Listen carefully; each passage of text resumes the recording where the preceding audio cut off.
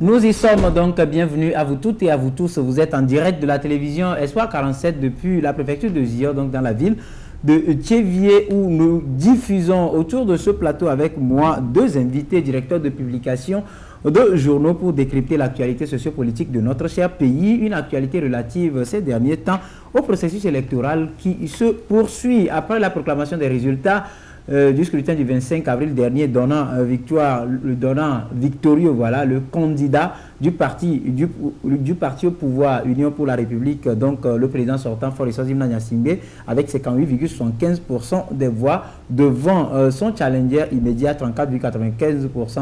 Je veux parler de Jean-Pierre Fabre de Cap 2015. Et puis, depuis hier, un vent de contestation s'annonce. De quoi s'agit-il réellement? Nous allons en débattre avec nos invités. Également, passer en revue ou analyser les résultats proclamés par la CENI, le réajustement également fait depuis hier par la même CENI autour de ces résultats. Mais avant de vous présenter nos invités, nous allons scruter la une des journaux qui nous sont parvenus ce matin, commençant par le journal Togo Réveil de notre cher ami Germain Pouli, que nous saluons au passage. Le journal Togo Réveil titre 55e anniversaire de la cession à la souveraineté internationale, le 27 avril, célébré dans un élan d'unité nationale. Et puis des noms cités par le journal, je reprends: Gilles-Christ Olympio, Maître Agboibo, Agboyome Kodio, Joseph Kofigo et Tchassouna Traoré aux côtés de Faure Gnassingbé, un signal fort pour la réconciliation, nous écrit Togo Réveil. Et puis toujours à la une du même journal, élection présidentielle du 25 avril 2015, Faure Gnassingbé, président avec 58,75%, Jean-Pierre Fabre 34,94%, un contestataire peu convaincant, Gogué Tama et Tchassouna se partagent difficilement 6%, voire l'intégralité des résultats provisoires publiés par la CENI. Donc c'est dans le journal Togo Réveil qui écrit encore: Jean-Pierre Fabre, contestataire congénital, ira ou n'ira pas devant la Cour constitutionnelle, s'interroge Togo Réveil. ONU, UAE, CEDEAO, UEMOA, SENSAD, Institut Gorée, OIC, CNC Togo, toutes les missions d'observation s'accordent sur la transparence du scrutin du 25 avril. Célébration demain de la fête du travailleur, un 1er mai sur note d'espoir pour le fonctionnaire togolais, écrit Togo Réveil. Et pour finir, 5K, un grenier à cyclistes, la bicyclette, un moyen de déplacement très utilisé par les femmes de la Corne du Togo. Ça, c'est pour ce qui concerne la une du journal Togo Réveil. Écho du pays à présent qui titre dans sa lucarne: Forum de l'OTM sur l'éthique et la déontologie pour un suivi des médias en période post-électorale. Résultat de la présidentielle du 25 avril dernier, Faure l'emporte à 58,75%, chronique d'un score qui s'explique et conforte l'implantation nationale du NIR, avec les photos des 5 candidats et les pourcentages de leur score à l'issue du processus, avec bien sûr le résultat provisoire proclamé par la CENI. Résultat provisoire donc à lire en intégralité dans les colonnes du journal Écho du pays. Et pour finir, décryptage d'une élection dont la volonté de transparence du gouvernement a rencontré la mauvaise foi d'une opposition qui doit motiver sa défaite. Autre journal, Vision d'Afrique, qui écrit proclamation des résultats provisoires, Faure Gnassingbé à la grande marche avec 58,75% des suffrages. Action sociale dans le Tchaoudjo, le président Faure Gnassingbé fait don d'une mosquée à la population d'Akokodé.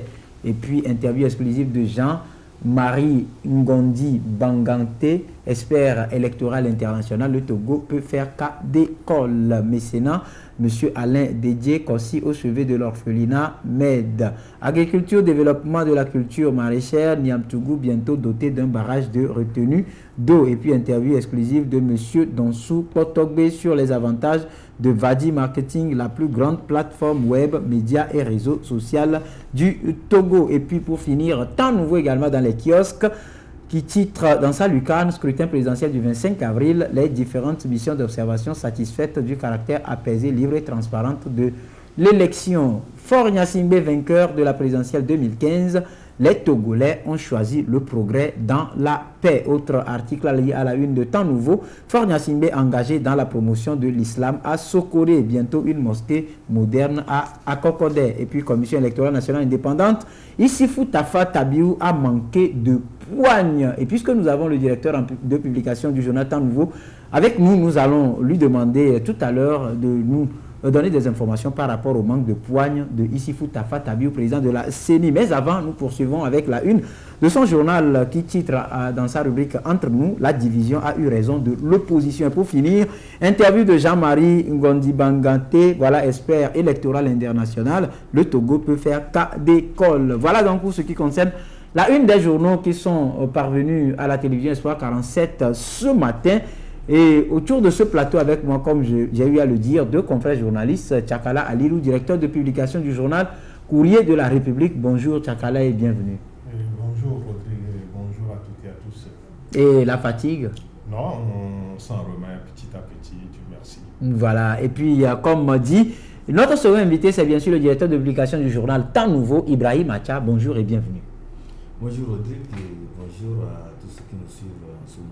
Voilà, tout à l'heure en scrutant la une des journaux, on est tombé sur un article dont on aimerait avoir quelques points. C'est vrai qu'on ne va pas tout dévoiler aux lecteurs, on les renvoie dans les kiosques au prix de 250 francs CFA seulement. Mais Issifou Tafa Tabiou a manqué de poigne. Qu'est-ce que cela cache? Oui, juste pour dire que lors de la proclamation des résultats, nous avons vu M. Tafa Tabiou qui n'était pas véritablement dans son assiette. Et nous nous sommes dit que peut-être il peut s'agir de trois facteurs. Le premier facteur, peut-être le poids de l'âge. Si c'est l'âge, vous savez que quand on grandit, il a quel âge? quand on vieillit, on a quand même... Il a quel âge? Non, je ne vais pas vous donner les détails ici, son acte de naissance, ça serait mal poli de ma part, vous comprenez.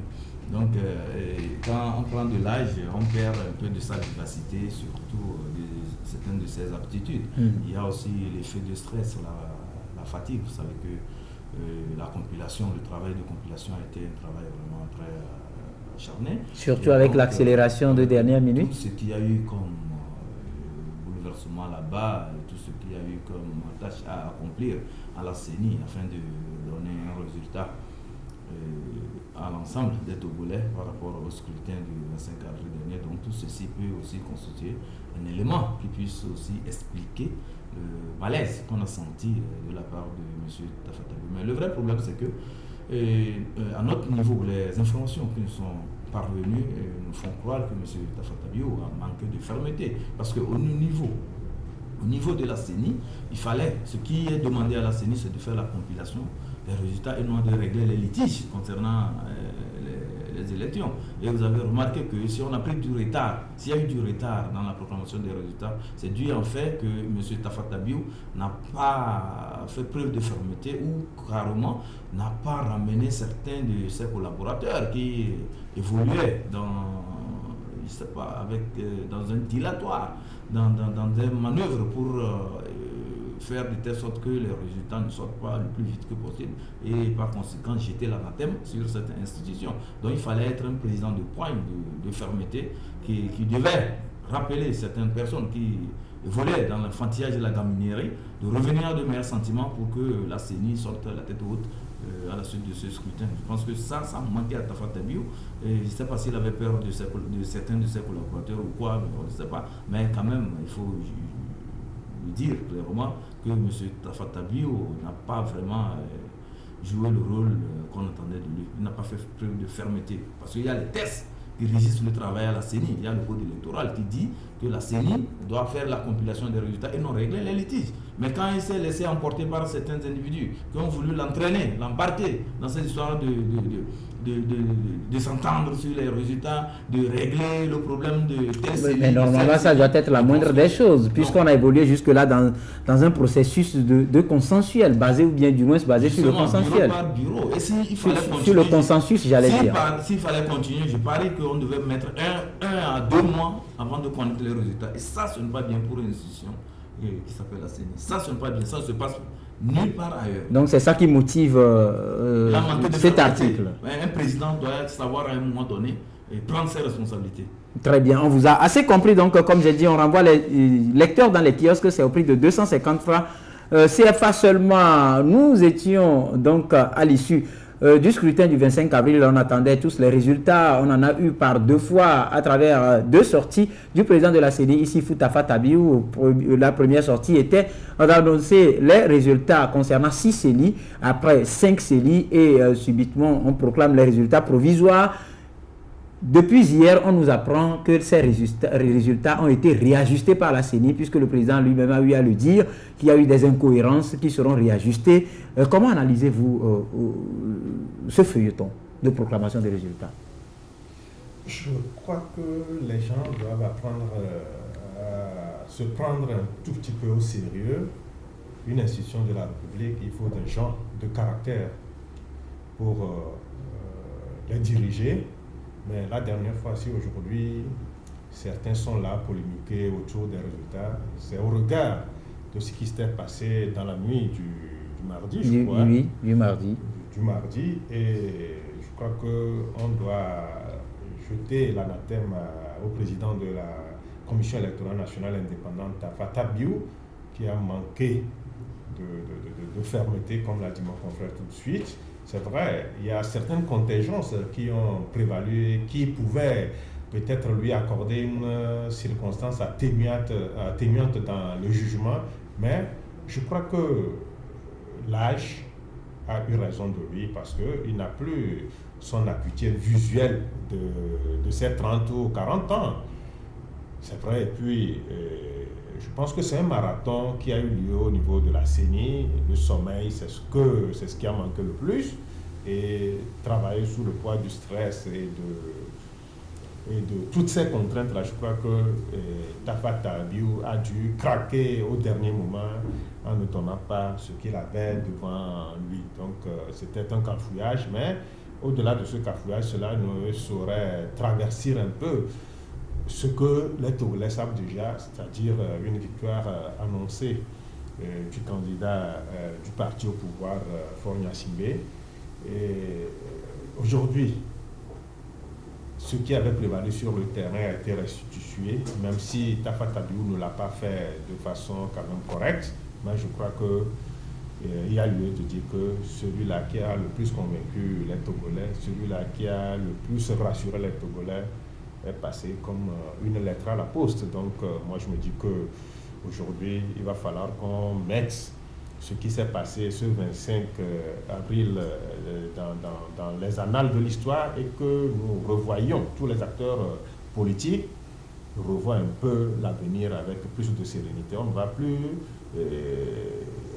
revivre ce que nous avions connu de par le passé, c'est-à-dire contester pour faire plaisir à soi-même et non pour défendre une certaine réalité sur le terrain. Je crois que c'est vrai, tous les candidats, les 5 n'ont pas démérité, mais comme un fauteuil présidentiel, c'est pour une seule personne et c'est celui-là qui aura peut-être tapé dans l'œil des électeurs et que les gens se rangent derrière cela. Donc peut-être que quelque chose n'a pas cloché au niveau des autres candidats qui ont perdu, mais ils doivent un peu faire une introspection de tout ce qu'ils ont eu à faire pour peut-être tirer les leçons qui s'imposent et puis essayer de faire basculer le pays dans l'incertitude.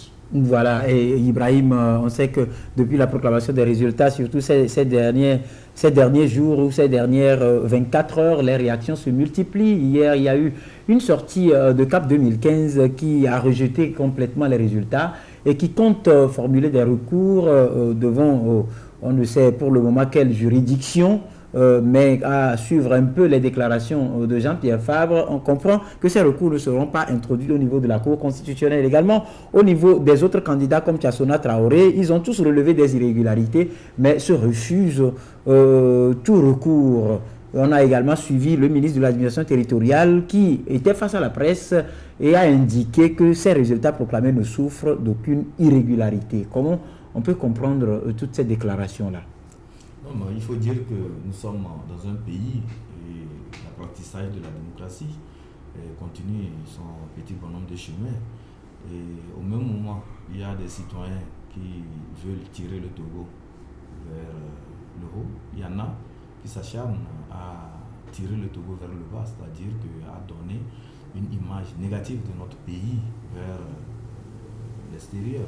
Et ça, c'est une posture très regrettable. Regrettable en ce sens que si vous suivez un peu les réactions, les missions d'observation, bien sûr étrangères, et quand vous suivez les grandes personnalités, certaines personnalités sur la scène internationale, vous allez voir que toutes ces personnalités et toutes ces missions sont unanimes sur le fait que ces élections sont déroulées dans un climat apaisé d'abord, dans la transparence et surtout dans la liberté totale. Liberté en ce sens que lors de la campagne électorale, tous les candidats ont pu circuler normalement sur toute l'étendue du territoire. Et en dehors de cela aussi, les conditions mises en place par le gouvernement étaient des conditions acceptables pour amener tout candidat à pouvoir battre campagne convenablement et surtout à avoir les moyens de sa politique. Oui, j'aimerais qu'on reste dans le sillage de cette déclaration, puisque par rapport à ça, on en a largement parlé lors des campagnes. Il fallait quand même planter le décor avant de revenir sur l'attitude de certaines personnes. Donc j'étais en train de placer le décor. Oui, on comprend qu'il y a eu des moyens, on comprend qu'il y a eu tout. À la suite, maintenant de la proclamation des résultats, certains ont décidé. Et ça ne surprend pas les Togolais, parce que c'est des candidats abonnés aux revendications. C'est des candidats abonnés à la contestation électorale.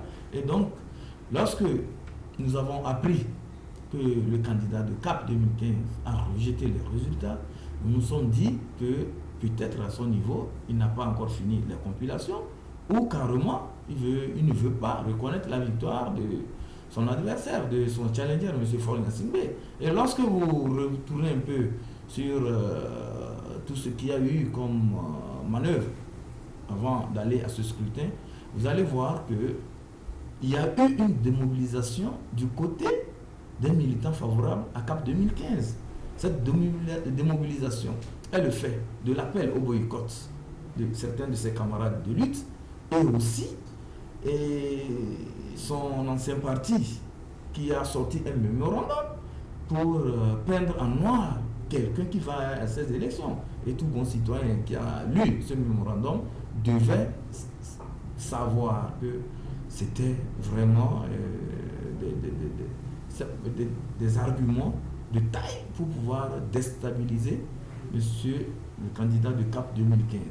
Et lorsque vous prenez un peu la région septentrionale, le vote a été fait avec une certaine ferveur. On a senti un certain engagement de la part des électeurs, de l'électorat dans la partie septentrionale. Ils se sont levés, ils sont allés voter. Et quand vous venez un peu vers la région sud, il y a eu l'effet de boycott et aussi du désintéressement de la chose politique. Désintéressement par rapport aux gamineries, aux attitudes non rassurantes affichées par les forces de l'alternance, c'est-à-dire que les candidats qui allaient à ces élections pour pouvoir matérialiser l'alternance. Donc tout ceci a découragé l'électorat et ça fait que au final, il y a eu un désintéressement. Les gens ne sont pas sortis massivement pour aller voter. Vous allez voir le taux de participation dans la région sud. Oui, on va en parler tout à l'heure. Et aussi, vous allez voir aussi que, vous allez remarquer aussi que l'appel au boycott a beaucoup retenti dans certaines villes. Quand je prends un peu la préfecture de Yorto, le taux de participation est très bas, mais le candidat qui est sorti victorieux là-bas a été bien voté. C'est-à-dire que le score fait là-bas a été un score vraiment historique, parce que cela ne s'est jamais passé là-bas.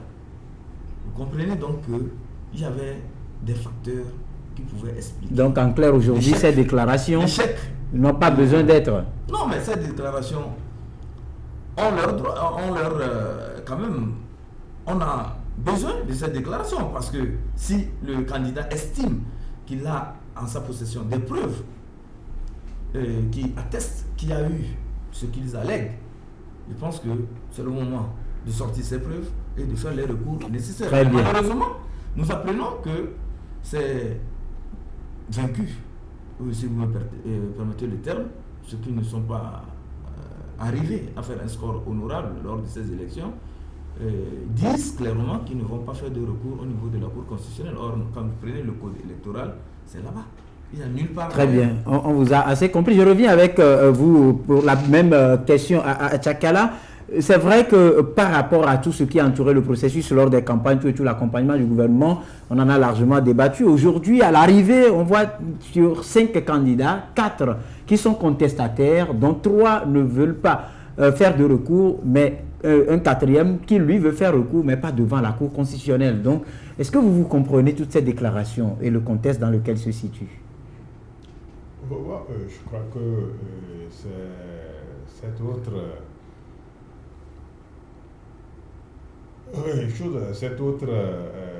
comment dire, je ne peux pas comprendre qu'on puisse avoir des institutions qui sont appelées à jouer à fond leur rôle et que certains citoyens estiment que s'il doit avoir recours, ça ne saurait se faire devant l'institution légale chargée de gérer le contentieux électoral. Vous savez, il faut savoir gagner, il faut savoir perdre. Il faut, dans le cas d'espèce, savoir être un bon perdant. Vous savez, il saurait en être autrement de par les résultats que nous avions eus. Et Jean-Pierre Favre n'a pas du tout à rougir de ce résultat qu'il a fait. C'est un résultat plus qu'honorable, vous savez. Et on ne s'attendait pas à ce qu'il franchisse la barre des 30%, mais il a eu à le faire au regard de toutes les contingences qui ont prévalu sur le terrain.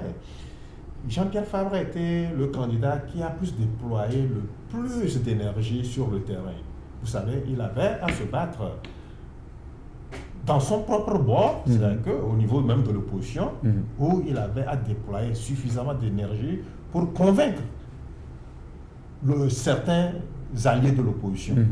Et il faut aussi voir que à quelques encablures de cette présidentielle, il y a eu des défections de taille au niveau de leur rassemblement, de leur regroupement. Cela avec des déclarations qui ont suivi, qui n'étaient pas en sa faveur, à rassurer et à lui donner une certaine posture de gagnant. Et au-delà de ça, il avait aussi à lutter contre une redoutable machine qu'est le parti au pouvoir, le parti uni, qui, même au moment où les choses ne s'annoncent pas évidentes, ce parti a toujours su taire certaines divergences internes pour peut-être s'adonner à ce qu'il estime être le combat qui les engage tous. Donc moi je me dis que 34%, c'est honorable. Jean-Pierre n'a pas à rougir. Et Jean-Pierre doit avoir foi en l'avenir, c'est vrai. Il doit se faire des soucis par rapport à son âge, que bon, il est à la soixantaine, 5 ans de plus, vraiment, cela va l'émousser physiquement. Mais si, au regard de ses appels au boycott, au-delà de ce mémorandum que son ancien parti a sorti, au-delà même de cette fracture sérieuse que son regroupement a eu à connaître, je crois qu'il va falloir quand même que Fabre se dise qu'il a combattu le bon combat et que c'est ce qu'il méritait qu'il a eu. Donc dire aujourd'hui que on va peut-être apporter la preuve matérielle que c'est pas le président du parti au pouvoir qui a gagné. On attend de voir ce qui constituerait un peu la compilation qui sera faite par CAP 2015. Et on va voir aussi au niveau de quelle institution il aura peut-être introduire son recours. Mais tout compte fait, on va apprendre quand même à respecter nos institutions, qu'elles soient bonnes ou mauvaises. Ce sont nos institutions de la République. Il y avait certains même qui avaient crié, qui avaient dit tout le mal qu'ils pensent de la CENI, mais ils ont fini par intégrer la CENI. C'est que les institutions de la République ne doivent pas être là pour faire les affaires pour les beaux yeux de certains. Elles sont là pour dire le droit, rien que le droit. Si aujourd'hui il s'avérait que les recours sont fondés, je crois que la CENI, la Cour constitutionnelle en toute indépendance va essayer de voir un peu ce qui peut être fait.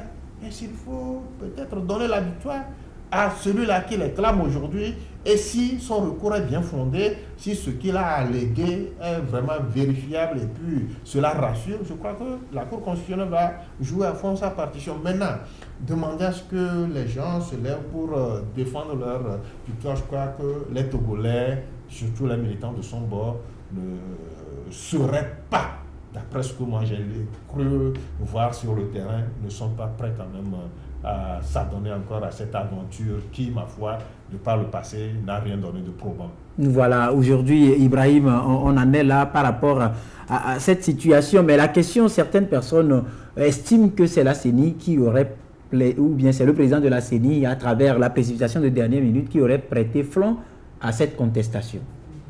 Non, je pense que M. Tchakala, mon confrère, disait tout de suite qu'il y a certains compatriotes qui ne veulent pas jouer le bon rôle. Et il faudrait quand même que les Togolais, dorénavant, s'illustrent positivement lorsqu'on leur confie certaines missions, puisque c'est une mission qui engage toute la République.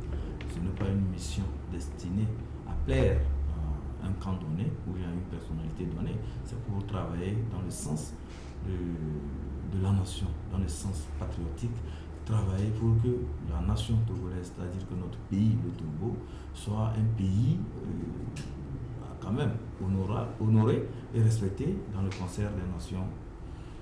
Mais il y a quand même un phénomène aussi qu'il faut relever, et ce phénomène a trait à ce que nous avons toujours appelé le manque de patriotisme de la part de certains compatriotes. Et ça, je n'en dirai pas plus. J'en appelle à la responsabilité de chacun et à la conscience de tout le monde. Voilà. Et puis, sous réserve de ces résultats provisoires proclamés par la CENI, résultats disponibles sur le site officiel de l'institution, il faut quand même relever que le pays, on l'avait laissé à un poids mort avant cette élection. Aujourd'hui, la question est de savoir les grands défis qui attendent le président. C'est vrai que c'est le président sortant qui est revenu, mais forcément avec des défis majeurs qui l'attendent. Absolument, des défis à la taille du Kilimandjaro. Je crois qu'aujourd'hui, si les militants du parti au pouvoir venir se réjouissent, Fort n'est pas leur président à eux, Fort est le président à tous les Togolais.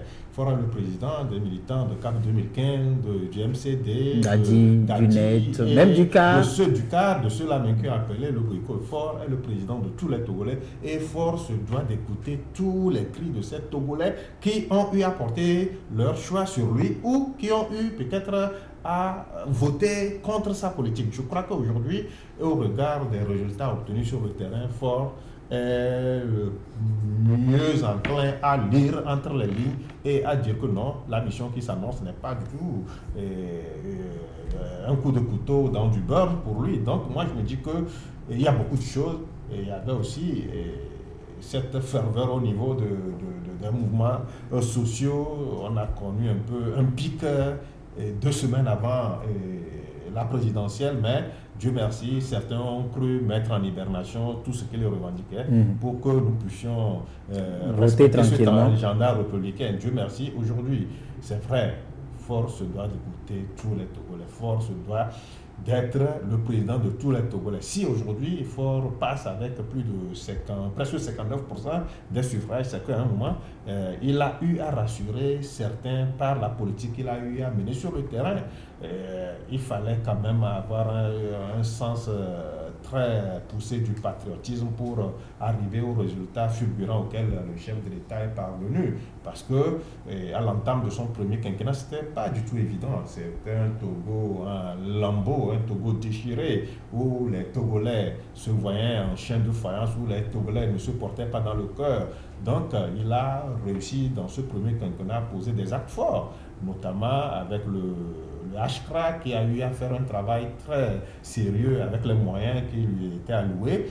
Ceux-là qui ont quitté le pays pour échapper un peu à une certaine vendetta ont regagné le bercail. il y a eu même la commission Vérité, Justice et Réconciliation qui a eu à faire un travail de fond sur le terrain. Cela a permis quand même de ramener une certaine quiétude entre tous les Togolais. Donc, on ne se voit plus en ennemi ni en adversaire, mais en des Togolais soudés pour une même cause. Donc, et maintenant, le second quinquennat qui est axé sur la relance de l'économie et la modernisation du pays avec les infrastructures en construction un peu partout dans le pays. Donc, les Togolais qui ont eu à porter leur choix sur le président Faure, comme ceux-là qui, pour des raisons qui leur sont propres, qui n'ont pas eu à lui accorder leur suffrage, sont des gens aussi à prendre en compte dans le programme que Faure est appelé à dérouler pour les 5 prochaines années. C'est vrai, le Togo, c'est notre patrimoine commun à nous tous. On peut beau ne pas aimer le chef de l'État, mais toutes les actions qu'il a eu à poser, si ça rassure, je crois que c'est ça qui a eu peut-être à dire à certains que non, ils ont peur d'une certaine inconnue. Autant faire avec celui-là qui a déjà eu à poser des actes qui rassurent sur le terrain. Mais c'est vrai, il va falloir que le chef de l'État essaie d'écouter tous les Togolais comme un bon père de famille. On ne saurait repudier un fils parce qu'il est contre son papa. C'est de l'ordre normal des choses. Les gens, on ne peut pas tous voir en Faure quelqu'un de bien dans une même famille, même Dieu qui est la perfection absolue. Il y a certains qui arrivent à faire des procès au Créateur. Pourquoi certains naissent et bornent, d'autres infirmes qu'on sort. Donc, notre Dieu, la perfection. Mais certaines choses, donc, si certains essaient de faire des procès au chef de l'État, qu'ils l'intègrent comme étant de l'ordre normal des choses. Donc, ce quinquennat qui s'annonce, ça serait le quinquennat de tous les combats. Faure pourra aussi peut-être ramollir certaines poches de résistance qui ramaient à contre-courant de ce qu'il va. Et puis, surtout, le problème des mouvements sociaux, vivement qu'ils prennent langue avec ces gens-là qui sont les porte-étendards de ces mouvements-là pour ramener un peu cette quiétude, cet apaisement-là. C'est vrai, il faudrait aussi que la transparence soit la chose la mieux partagée. Aujourd'hui, si certains continuent toujours par se nourrir de certains trucs, c'est parce qu'ils n'ont pas les chiffres concrets. Je crois qu'on ne va plus faire blackout sur certaines réalités de notre pays. Aujourd'hui, qu'est-ce que l'OTR rapporte? Qu'est-ce que le port rapporte? Et si ces chiffres-là viennent à être mis à la place publique, sur la place publique, je crois que ceux-là qui pensent que non, il y a de l'argent suffisant quelque part, se feraient une idée de ce qu'ils réclament et ils vont dire que non, nous comprenons que les priorités sont nombreuses et qu'eux seuls ne sauraient phagocyter tout ce que le pays génère comme ressources. Donc je crois que ça ne serait pas un quinquennat de tout repos pour le chef de l'État. Ce qu'il a commencé, les Togolais voudraient peut-être le voir encore plus sur le terrain que ce que nous avions déjà connu aux 2 quinquennats passés. Voilà les grands défis qui attendent le nouveau président de la République, si on peut le dire ainsi, le président élu, voilà, les grands défis. Oui, mais il faut dire que ce qui attend le président élu, le vainqueur de ces élections, puisque c'est le président sortant lui-même qui se succède à lui-même. Donc, il faudrait qu'il maintienne le cap, c'est tout. Et parce que le cap de quoi? C'est les réformes socio-économiques. Nous avons vu que par rapport à la déconfiture totale des structures de notre pays, notamment les infrastructures, il a engagé de grands travaux. Ces travaux ont permis quand même de relooker un peu la capitale togolaise et surtout de donner encore plus de fluidité en matière de circulation parce que les routes sont bien faites et ça booste le secteur économique. C'est de voir du côté de l'agriculture, de faire en telle sorte que l'agriculteur plutôt vive distinctement de ses activités et que tous les programmes en cours actuellement au ministère de l'Agriculture soient des programmes viables, que ce ne soient pas des programmes destinés à enrichir des bureaucrates. Il faut que l'agriculteur puisse trouver aussi sa part dans ce vaste programme que nous appelons le PINEASA. Quand nous revenons du côté de l'économie et surtout des conditions sociales dans notre pays.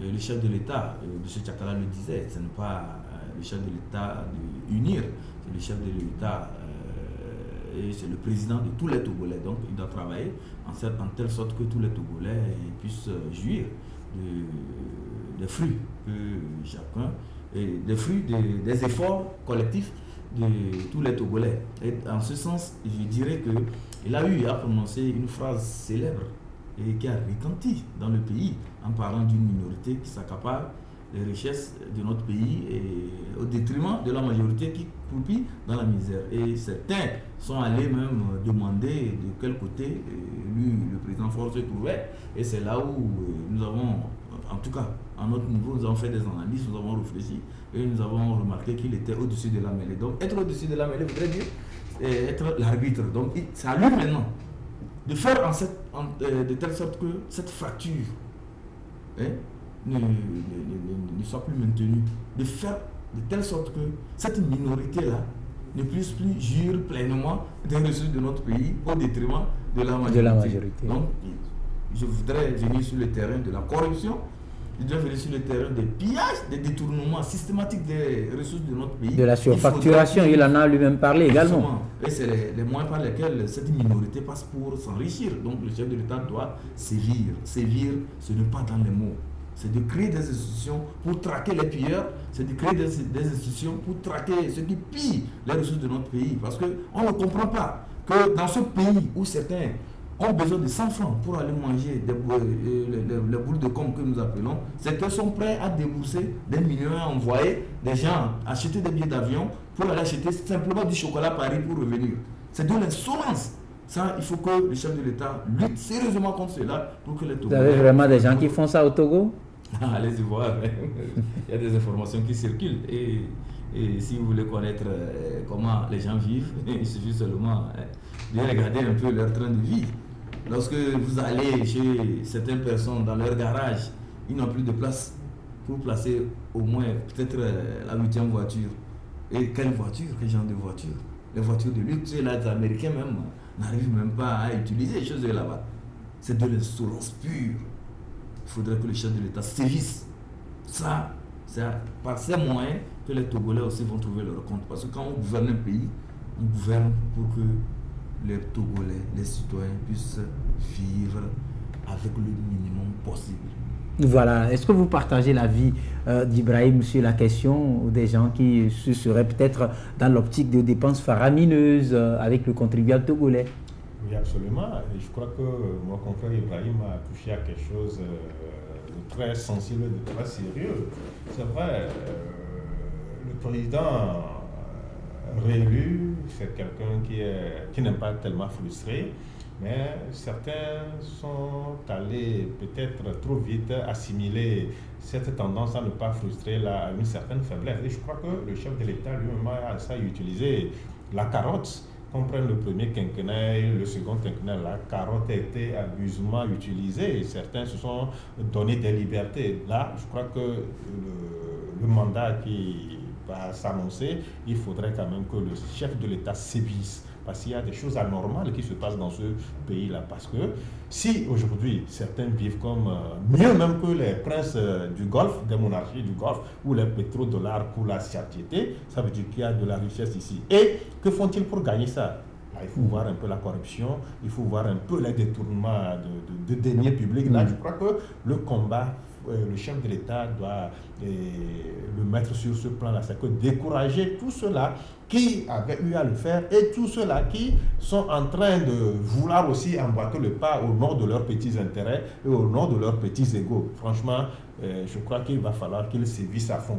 Et maintenant, sur l'autre terrain aussi, sur lequel les Togolais, même la communauté internationale attend le chef de l'État, c'est la réforme politique. Constitutionnelle et institutionnelle. Oui, les réformes politiques, institutionnelles, constitutionnelles qui ont été mises en veilleuse entre-temps. Donc, je crois qu'aujourd'hui, tous les politiques, tous les leaders s'accordent à reconnaître l'urgence d'opérer ces reliquats de réformes. Et puis, cela donnera encore peut-être un mieux pour même le quinquennat qui s'annonce pour le chef de l'État. Parce qu'aujourd'hui, si certains doivent se replier derrière une situation pour légitimer ce qu'ils ont eu comme score, c'est par rapport aux réformes qui n'ont pas peut-être été opérées, mais pour river le caquet à ceux-là et leur enlever le petit prétexte là sur lequel ils pouvaient surfer pour peut-être se donner bonne conscience. Je crois que c'est la réforme. On ne doit plus s'arrêter là-dessus. Le président en exercice de la CEDEAO vient le dire, le quinquennat, ça ne s'annonce pas du tout repos, surtout sur le plan économique, sur le plan de la traque de ces Togolais-là qui croient que la chose, le denier public, on doit les loger dans leur propre poche. Il va falloir qu'on sévisse la carotte. On l'a assez utilisée au nom de cette volonté de ne pas trop frustrer, mais je crois qu'en ne voulant pas frustrer, cela fait le lit doré à ces gens-là qui n'ont aucun égard pour le bien commun aux Togolais. Le chef de l'État ne peut pas courir de gauche à droite, aller rassurer les partenaires et aller peut-être rassurer ceux-là qui ont des investissements à faire et qu'au même moment, certains se croient des libertés données pour délapider le peu que nous avons comme ressources. Et il y a aussi un plan sur lequel le chef de l'État doit peut-être se signaler un peu plus, c'est la justice. Vous savez, un pays qui a une justice forte, où les magistrats assument, c'est ce pays-là qui rassure. Donc, c'est vrai, et dès l'entame de son premier quinquennat, il y a des milliards avec le concours des partenaires au développement qui ont été... Pour moderniser la justice. Pour moderniser la justice. Là, je crois que c'est un problème de personne et non un problème de moyens. Je crois qu'on a essayé de mettre rassurer les magistrats de par leur émolument. Donc, si eux-mêmes ils refusent de changer, je crois qu'il faut quand même des actions concrètes. Il faudrait quand même que le premier magistrat du pays puisse quand même décourager ces magistrats-là qui sont enclins à s'allier, à s'allier avec des gens de peu de moralité pour peut-être commettre certaines forfaitures sur le terrain. Je crois que si le prix à payer est de mettre les gens au pas, je crois que c'est ce que les Togolais attendent aujourd'hui du chef de l'État, qu'il tape du poing sur la table et qu'il dise que la création est terminée, qu'aujourd'hui on ne saurait assimiler le bien de tout le Togo à un bien personnel qu'on peut se donner et la liberté de mettre dans sa poche. Il a dit quelque chose aussi tout de suite là. Vous savez, les Togolais, certains, cette clique-là, cette petite minorité-là, il faut voir un peu les villas qui poussent un peu partout. Où ils vont se coucher dans quelle chose? Leur salaire leur permet de construire peut-être tout au plus 2 villas, pas plus que ça. Mais ils en construisent. C'est la course effrénée à l'enrichissement qui va positionner le plus de milliards sur son compte au Togo qu'à l'extérieur. Donc c'est ça. Il va falloir que le chef de l'État décourage ces gens-là qui ont cette facilité-là à mettre la main sur le denier public. Ça, les Togolais l'attendent sur ça. Il faudrait qu'ils se signalent aussi. Voilà l'un des facteurs également très utilisés aujourd'hui, élément très utilisé, que ce soit sur le plan commercial ou en termes de communication, c'est bien sûr l'Internet. Et puis, ça a été défaillant ces derniers temps. Même actuellement, ça tourne un peu au ralenti. Et certains Togolais estiment que c'est également un chantier sur lequel on voudrait voir le chef de l'État. Ça permet également de permettre au commerce togolais d'émerger. Oui, effectivement, vous savez que le Togo, c'est un pays... Et je tiens à rappeler quand même que pour remédier à ce ralentissement de l'Internet, le Togo avait déboursé des fonds faramineux pour s'acquérir ce qu'on a appelé à l'époque le câble ou la fibre optique. Voilà, et ça a été fait. Et ça traduisait la volonté du pays à aller dans ça travaille. La modernité. Aujourd'hui, on nous fait savoir que cette fibre optique existe, mais il faut maintenant le déployer. Il faut la déployer plutôt et faire de telle sorte que l'Internet soit fluide. Et tout ceci, c'est parce que si on n'est pas arrivé à là, c'est qu'il faut dire que celui qui a géré Togo Télécom a été défaillant. Et ça, il ne faut pas, il n'y a pas de mot simple pour pouvoir qualifier la gestion. Il parle de M. Lukassam, de sa gestion au niveau de Togo Télécom. C'est parce qu'il a fait preuve d'une gestion approximative que cette société ne se porte plus bien aujourd'hui. S'il avait été à la hauteur de la tâche qui était, disons... qui lui était assigné. Merci M. Tchakala. Je pense qu'aujourd'hui, Togo Télécom se porterait mieux. D'aucuns arguent qu'il a été victime d'un complot. Mais s'il a été... Bon, supposons qu'il a été victime d'un complot. la société allait se porter mieux. Mais si la société ne se porte pas mieux aujourd'hui et que c'est vraiment un désastre au niveau de Togo Telecom, il faut dire que le mal dont on l'accusait est un mal réel. Il a fait preuve de mauvaise gestion de Togo Telecom. Et ça aussi, c'est ça qui entraîne tout ce que nous avons comme problème au niveau du réseau Internet. Il faut maintenant parler de Madame la ministre Sina Lonson. Parce qu'elle, on nous a fait croire qu'elle est venue, que c'est une grande dame de la high-tech. Et cette dame a même frotté avec la Silicon Valley. Mais quand elle est venue... Mais il faut rappeler quand même que le gouvernement sera dissous bientôt. Internet ne travaille pas, mais cette dame-là, c'est comme apparemment, elle s'occupe plutôt de ses produits de beauté que de travailler sérieusement. Non, elle a lancé le e-gouvernement. On a tous vu quand même que c'est une dame qui réfléchit. Oui, mais quand on travaille avec e-gouvernement, c'est avec Internet. Il faut au moins mettre les conditions d'abord avant d'aller vers e-gouvernement. C'est Internet, e-gouvernement, ce n'est pas avec les fils téléphoniques qu'on avait dans le passé et qui jonchaient les rails là. C'est pas avec ça, c'est avec Internet.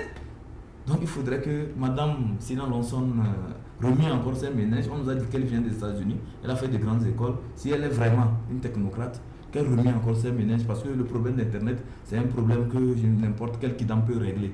En tout cas, espérons qu'elle soit reconduite à ce poste pour nous faire preuve de ses compétences. Est-ce que vous partagez l'avis de cet Togolais qui estime que l'Internet également, c'est un chantier qui attend le chef de l'État? Oh non, moi on ne va pas tout mettre sur la tête du chef de l'État.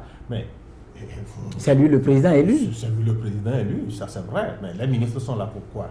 Moi, je trouve indécent que quand il y a une situation qui ne va pas dans le pays, qu'on remette tout sur le chef de l'État. Le chef de l'État, s'il pouvait tout résoudre... Vous avez dit tout à l'heure qu'il devra taper du poing sur la table. Absolument. Même ces ministres, il faut leur taper sur les doigts. Si quelqu'un a été, vous savez, le gouvernement, on ne le fait pas pour les beaux yeux. Si on devrait le faire, tous les Togolais ont cette aptitude-là de figurer dans l'équipe gouvernementale. Si certains ont été choisis, c'est parce qu'on estime qu'ils peuvent avoir leur carte à jouer pour que les missions qui leur sont confiées puissent être gérées comme il se doit. Mais si certains ne sont pas même de le faire, qu'ils rendent le tablier. On n'est pas au gouvernement pour porter de beaux costumes, pour dire que non, je suis membre de l'équipe gouvernementale et jouir de tout cela de tout ce que cela confère pour ce. Non, on est. Donc en clair, vous partagez l'avis de Ibrahim sur le fait. Je la partage. Je crois que tous les ministres qui viendront à faillir par rapport aux responsabilités qui leur seront confiées, je crois qu'il n'y a pas à les gérer comme il se doit. Donc c'est des gens qui ont manqué à leur charge et qu'on les décharge. Un de perdu, 1000 de gagné. Vous pensez que... parce que s'il y a 30 membres au niveau de notre équipe gouvernementale, ça ne veut pas dire que c'est les 30 meilleurs Togolais qui sont là-bas.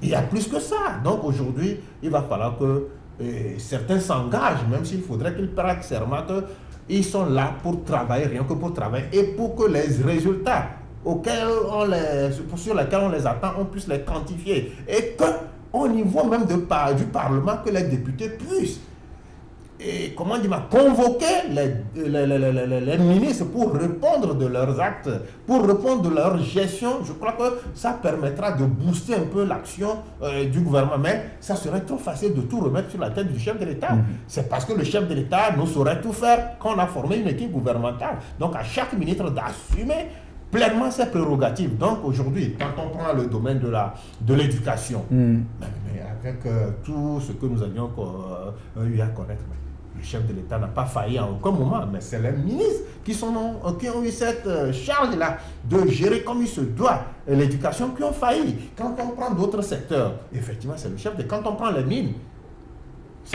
c'est pas le chef de l'État qui est en train de créer le bordel qu'il y a au niveau des phosphates. C'est les ministres qui ont manqué de poigne, qui ont manqué de vision pour que la sérénité soit la chose la mieux partagée au niveau de ce secteur phosphatier. Donc, moi, je me dis que ça serait trop facile de demander au chef de l'État de faire ci et de faire ça. Les ministres sont là pour le faire. Et s'ils ne le font pas, c'est comme c'est une trahison. Et que le chef de l'État prenne ses responsabilités par rapport à cela. Donc, moi, je crois que le chef de l'État, la carotte, il en a assez utilisé. Maintenant, l'heure du bâton a sonné. Et c'est mieux pour lui-même par rapport au quinquennat. S'il doit répondre, si aujourd'hui quelqu'un doit répondre de toute l'action, mais c'est le chef de l'État qui a été mis sur le banc pour répondre de tel autre. Mais c'est quoi? C'est lui qui a assumé, c'est ses ministres. Donc, s'il ne veut pas porter le marque le jour où les comptes lui seront donnés, c'est de mettre les ministres, et les ministres, pas les ministres militants, des ministres qui seront assumés. C'est-à-dire, expliquez-vous, pas de ministres militants. Non, c'est-à-dire... c'est pas parce qu'on est allé faire ci, c'est pas parce qu'on est le plus chaud en politique, c'est pas parce qu'on se lève, on crie, c'est parce qu'on crie 1000 fois le nom de fort qu'on est absolument le meilleur. Non, pas ça. Chef de l'État, c'est un technocrate, c'est quelqu'un qui a fait de grandes études. Il connaît un peu les profils de ses ministres et il doit quand même s'y atteler pour qu'on trouve les parfaits profils. Si on doit recourir même à certains de la diaspora qui sont entre griffes neutres par rapport à cette kleptomanie qui est observée au niveau de nos ministres, il va falloir qu'on piste ces gens-là aussi de la diaspora, faire ce saupoudrage, ce dosage parfait entre ceux-là qui sont ici et ceux-là qui sont ailleurs pour que le pays puisse avancer. Le chef de l'État ne peut pas se décarcasser, se donner à fond et qu'au même moment, certains de ses ministres vont tirer tout ce qu'il fait vers le bas. Là, c'est extrêmement grave. Voilà, vous venez de lancer le débat autour de l'équipe qui va accompagner donc le chef de l'État dans ce troisième quinquennat. Alors, Ibrahim, que va devenir, la première question, que va devenir le gouvernement en cours, puisqu'on a déjà reconduit par 2 fois, voilà, oui, il a été nommé premièrement, après on l'a reconduit, le gouvernement Oumé Zounou. Aujourd'hui, est-ce qu'on va le reconduire ou qu'est-ce qui serait fait par rapport à l'équipe gouvernementale? L'équipe gouvernementale, M. Oumé Zounou va démissionner, ça c'est... Il faut dire que c'est ce qui va se passer peut-être après la proclamation définitive des résultats. Il va démissionner et avec son équipe gouvernementale, bien évidemment.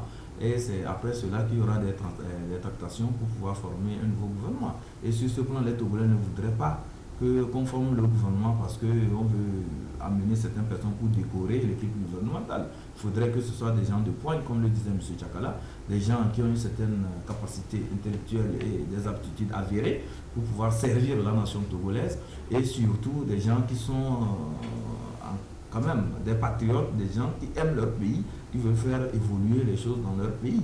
On ne nous amène pas certains ministres qui ont cette kleptomanie congénitale. Il y en a qui ont figuré pratiquement dans 4 ou 5 gouvernements. Hein.